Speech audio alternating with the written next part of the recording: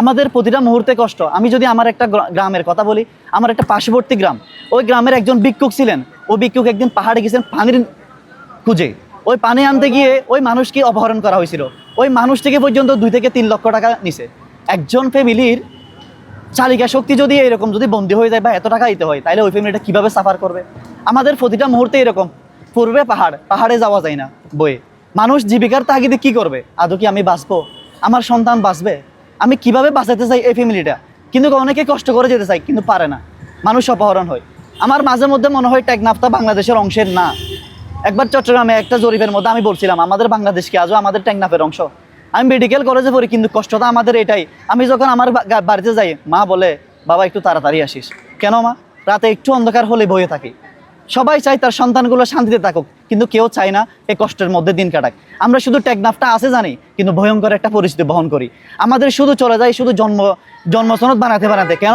ওখানে প্রতিটা সরকারি আছে যায়, কিন্তু চিন্তা করে না রোহিঙ্গা কতগুলো আছে, মনে হচ্ছে যেন আমাদের একটা একখণ্ড মায়ানমারের অংশ আমরা টেকনাফ। আমাদের টেকনাফ থেকে একজন ভাই রাজু ভাস্কর্যে গিয়ে অনশন করতেছেন। এই অনশনকে আমরা একাত্মতা প্রকাশ করি।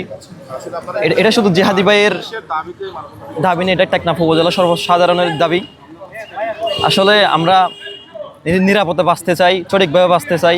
মানুষের মৌলিক যে অধিকারগুলো আছে সেই অধিকারগুলো নিয়ে আমরা বাঁচতে চাই, কিন্তু আমরা পাচ্ছি কই? আমরা তো পাচ্ছি না, এই অধিকারগুলো আমরা পাচ্ছি না। এই অপহরণ হওয়ার কয়েকটি বড় দিক আছে এবং বড় আছে, সেগুলোর মধ্যে আমি একটি বলতে চাই।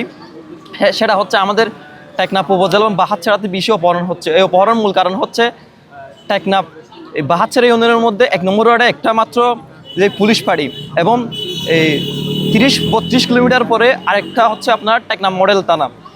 এই আপনার থানাগুলো দূরবর্তী হওয়ার কারণে অপহরণের বিষয় হচ্ছে বলে আমি মনে করি। কারণ মেরিন ড্রাইভের এক পাশে হচ্ছে সমুদ্র, এক পাশে হচ্ছে আপনার পাহাড়। এই পাহাড় এবং সমুদ্র কাছাকাছি হওয়ার কারণে অপহরণকারীরা অপহরণ করতে ওদের সুবিধা বেশি পাচ্ছে। সুতরাং আমি সরকারের কাছে আকুল আবেদন যে এই বাহাতছড়ার এই যে আপনার 30 থেকে 35 কিলোর মধ্যে আরেকটা যদি বিজিবি ক্যাম্প বা আর্মি ক্যাম্প স্থাপন করা যায়, তাহলে অপহরণটা কিছুটা কমবে। মাদক দ্রব্যের কথা বলেন, মানব পাচারের কথা বলেন, অপহরণের কথা বলেন, এরপরে ইয়াবার কথা বলেন, অনেক সমস্যার মধ্য দিয়েই টেকনাফের মানুষের বসবাস। আমি যদি আপনাকে স্পেসিফিকলি বলি, আমরা বাংলাদেশের একজন নাগরিক হয়ে যে অধিকার পাওয়ার কথা ছিল, যে মৌলিক অধিকার পাওয়ার কথা ছিল, সেখানে আমাদের একজন নাগরিকের আশ্রয়স্থল থাকার যে পরিবেশ নিশ্চিত করা সরকারের যে দাবি, আমরা সেই নিরাপত্তা থেকে আমরা বঞ্চিত হচ্ছি।